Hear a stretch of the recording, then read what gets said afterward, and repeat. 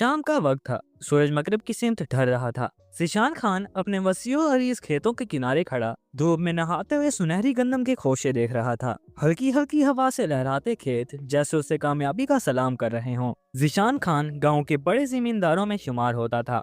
عزت، دولت، روب و دبدبہ سب کچھ قدرت نے اسے فراخ دلی سے عطا کیا تھا۔ اس کی بیوی نائلہ بیگم حسن کا شاہکار تھی۔ بڑی بڑی بادامی آنکھیں، کمر تک آتے ہوئے کالے گھنے بال اور باتوں میں ایسا سحر کہ سننے والا مدہوش ہو جائے۔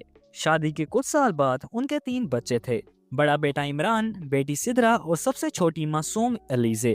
ذیشان اپنے بچوں سے بے حد محبت کرتا تھا۔ گاؤں کے لوگ اس کی ایمانداری اور فیاضی کی قسمیں کھاتے تھے۔ اس کا دوست راشد علی اکثر اسی کے ساتھ رہتا تھا۔ ذیشان کا دل راشد پر ویسا ہی بھروسہ کرتا تھا جیسا اپنے سگے بھائی پر کیا جاتا ہے۔ راشد بھائی، فصل اچھی ہوئی ہے، اس بار مزدوروں کو بونس دے دینا، ان کے بچے بھی تو عید خوشی سے منائیں۔ ذیشان نے ہنستے ہوئے کہا۔ راشد نے مسکراتے ہوئے اس بات میں سر ہلایا، لیکن اس کی آنکھوں میں ایک عجیب سی چمک تھی، لالچ کی چمک۔ وقت گزرتا گیا، نائلہ بیگم اکثر راشد کی موجودگی میں اپنے زیورات ٹھیک کرتی یا کبھی کبھار نظر بچا کر راشد کو معنی خیز نظروں سے دیکھ لیتی۔ راشد نے بھی نائلہ کی نگاہوں کا مفہوم خوب سمجھ لیا تھا۔ آہستہ آہستہ دونوں کے درمیان تعلقات پروان چڑھنے لگے۔ رات کے اندھیرے میں جب ذیشان اپنے بچوں کے ساتھ محو خواب ہوتا، نائلہ اور راشد چوری چھپے گاؤں کے پرانے باغ میں ملا کرتے تھے۔ وہ دونوں ہی ذیشان کی دولت پر قبضہ کرنے کے خواب بننے لگے۔ بس راشد، یہ سب کچھ ہمارا ہو جائے، پھر دنیا کی کوئی خوشی ہمیں کم نہ لگے گی، نائلہ نے ایک رات کہا۔ اس کی آواز میں لالچ کی لرزش تھی۔ راشد نے جواب دیا، فکر نہ کرو نائلہ بیگم، ذیشان تو ہمیں خود اپنے ہاتھوں سے کامیابی کی کنجی تھما رہا ہے۔ ایک دن نائلہ نے ذیشان سے کہا کہ اگر آپ مجھ سے سچی محبت کرتے ہیں تو ساری زمین میرے نام کر دیں۔ ذیشان کو اپنی بیوی پر خود سے بھی زیادہ بھروسہ تھا۔ اس نے کچھ بھی سوچے سمجھے بغیر سب کچھ اس کے نام کر دیا۔ اب وہ زمیندار نہیں رہا تھا بلکہ ایک بے اختیار انسان بن گیا تھا۔ اور پھر ایک دن اس نے راشد اور نائلہ کو رنگے ہاتھوں رنگرلیاں مناتے پکڑ لیا۔ یہ تم نے کیا کیا نائلہ؟ ذیشان کو ایک زوردار دھچکا لگا۔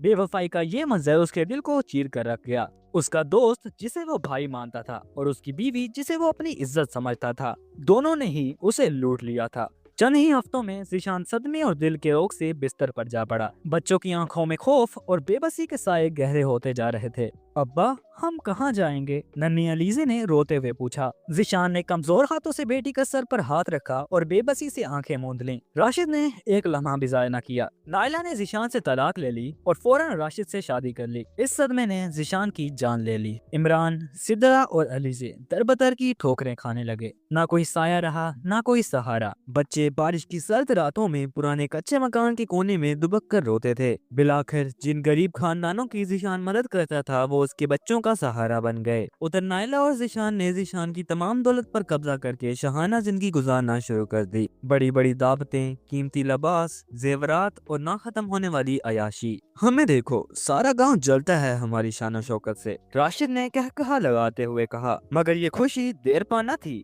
چند سال بعد راشد ایک پراسرار بیماری میں مبتلا ہو گیا۔ جسم پر پھوڑے پھنسیاں نکلنے لگیں۔ ڈاکٹروں نے مہنگے علاج تجویز کیے اور دولت پانی کی طرح بہنے لگی۔ اسی دوران نائلہ کو بھی ایک عجیب بیماری نے آ گھیرا۔ اس کے حسن کی چمک ماند پڑ گئی، جلد جھلسنے لگی اور آنکھوں کے گرد سیاہ حلقے بن گئے۔ جو گاؤں والے پہلے ان کی خوشحالی پر اشک کرتے تھے، اب ان کے عبرتناک انجام پر عبرت پکڑنے لگے۔ سب ختم ہو گیا نائلہ، راشد نے کراہتے ہوئے کہا۔ نائلہ نے جھنجھلا کر جواب دیا، میری قسمت ہی خراب ہے جو تم جیسے مرد کے ساتھ جڑ گئی۔ تم نے ہی مجھے اس حال میں پہنچایا۔